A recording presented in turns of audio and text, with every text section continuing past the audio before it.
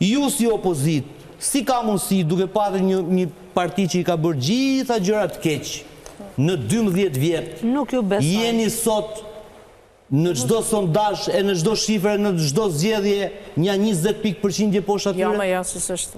S'është 20 pikë, nuk kemi. 15. Jo. Pra jeni poshtë Parti Socialiste. Jo, më jemi pa kohë dhe pas sondazhet sa, nëse vazhdojmë me linjën që tha Floketa, se unë jam në terren, ne kemi një program, ne kemi program konkret. Sot Shqipërinë e jetojnë, të themi, 800.000 pensionistë, 200.000... 600 e caja, 700.000. 721, bashkë me pensionet e, të themi, të... aftësive të kufizuara. Shkon 800.000. Nga cilët, po të them, nga 721, atëherë po të them, pa përfshirë 80.000 të aftësive të kufizuara, e dini ju që 512.000 janë poshtë 200.000 lekëshit pension? Ata supozojmë që janë votat pak naqure që duhet të mbështesin opozitën. Janë shumë keq. Do të rritet pensioni. Kjo është imediate. Dhe ne themi, hajde të ndihmojmë të shoqëri ta nxjerrim nga ky ngërçit mërshëm i varfërisë. Nga 800.000 pensionista, po pra, a i konsideroni ju këto vota qytetarë të pak naqure që do ju mbështesin ju? Patjetër, ne themi që imediate është rritja e pensioneve dhe dhënia e dinjitetit kësaj shtrese, të paktën të jetojnë paga mesatare. Tjetër, diaspora, nëse kthehet 5 vitet e para, do kenë 0 taksa. To janë programe të prekshme. Nuk kanë realizuar programin e 2013-ës. Tani, Shëndetësia falas. Do nis vetëm nga i shifër, sepse s'do merremi me pjesën e legalizimeve, po vetëm një shifër për legalizimet.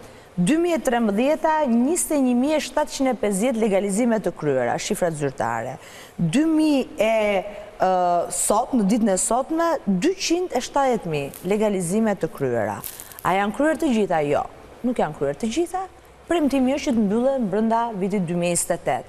Janë kryer të tëra? Jo, nuk janë kryer. Po 270.000 janë kryer nga 21.000 që ishin lënë.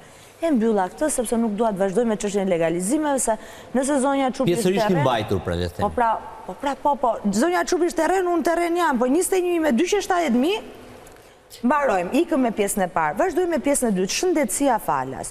Buxheti për shëndetësinë, tash dua ta nis nga një prezupost.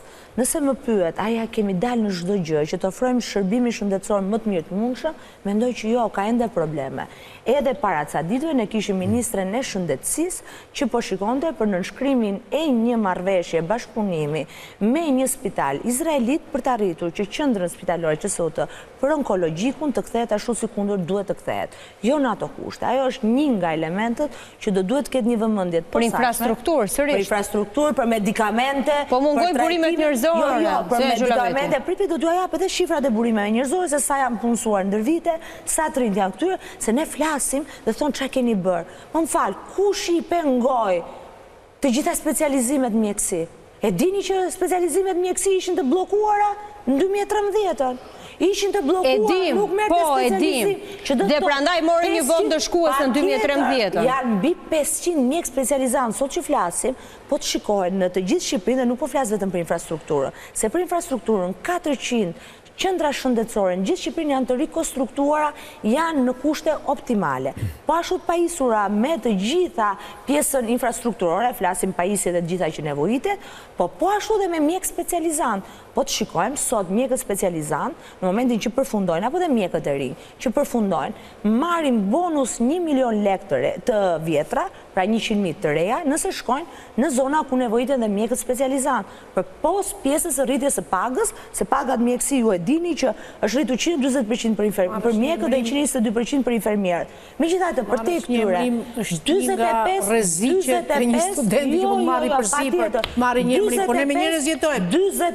25 shkon në Gjermani si zotëri dhe trajtojnë si intelektual, tu nuk të emrojnë asë në lartë. 25 spitale, patjetër se nuk merret tesër e partisë, ka një portal që duhet hysh. Pa marrë tesër e partisë nuk të qojnë, nuk i qojnë Lerina. Nuk duhet shkojnë nëpërmjet blerinës. Mbrojnë të drejtat atyre studentëve që po dëgjojnë, mos mbrojnë drejtat e partisë. Patjetër që i mbrojnë. Studentëve ju del shpirti me marrë emrimin. Lutem Durata, se unë studentëve ju del shpirti me marrë emrimin. Të dëgjoj me shumë vëmendje, lutem. Jo, s'kom dëgjoj me shumë vëmendje. Buxheti shëndetësisë ishte 250 milion në 2013. Sot që flasim është 760 milion. Rritet, patjetër, të buxhetit çdo vit. Aritmetika shumëzon me 3 është 3 fish më shumë. Po, ke 4 koncesione, 400 milion, ke 4 koncesione shëndetësie, zonja Gjulameti. Mos na flisim me shifrat që se shqiptarët e din ku është shëndetësia. Të lutem se s'ka marrë tu me dëgjuar të njështën e Partisë Socialiste. Nëse do të flasim për qytetarët, flasim për qytetarët. Sa ishte 2013 sa shot, 4 koncesione që i ke në SPAK. 4 koncesione i ke në SPAK. Dhe 4 koncesione dhe 400 milion euro abuzim me lekët e shqiptarve. Ato që keni rrit nga buxheti, i keni në SPAK. Po jo, përse s'më të dëgjoj tani unë këtu në qofse, ose vendosin, jo, unë jam më e përgatitur se ti për të punë, kam qenë pjesë e komisioneve hetimore. Thuju shqiptarve, çfarë heq një student për të marrë emrimin? Thuju shqiptarve, ku janë 400 milion euro koncesione? A pra për këtë flasim. Mos i gënjeni shqiptarët kot. Nëse pensionistët janë shumë në merakun e tyre, pse i detyroni pensionistët nuk gënjeni hanët pensionistëve? Të paguanin dhe në atë kohë kishte barna të rimbursueshme dhe në 2013. 200 sot më shumë nga qishtë. Si është cilësia e barnave? Absolutisht dhe është cilësi më e mirë. Tani vazhdojmë tutje, se unë tash duan atë. Kur flas, a ka probleme check-up? Patjetër më mund të shkojnë dhe të diskutojmë kush është problemi. Po jo që check-upi nuk është bërë, se është bërë dhe ka ndihmuar. Qoftë në parandalim, qoftë për pjesë, 400 milion, 4 koncesione janë në SPAK pikërisht për shëndetësinë. Dhe për treguar nivelin e qeverisjes është pikërisht në SPAK janë koncesionet për shëndetin. A kupton çfarë qeverisje jeni ju? Pikërisht për shëndetin, se dakord po ju justifikojmë ke pronat, po ju justifikojmë ke rrugët. Po të shkosh në SPAK për abuzim me shëndetësinë, domethënë ky është vetëm ju mund ta bëni atë. Na ka çuar halli në një poliklinik, në një spital. I kemi rënë njerë telefonit të ambulancave për të na sjellë poliambulanca, më saktë autoambulancat, kishe 100, të cilat ishin në kushte skandaloze. Sot që flasin janë 320 ambulanca të reja.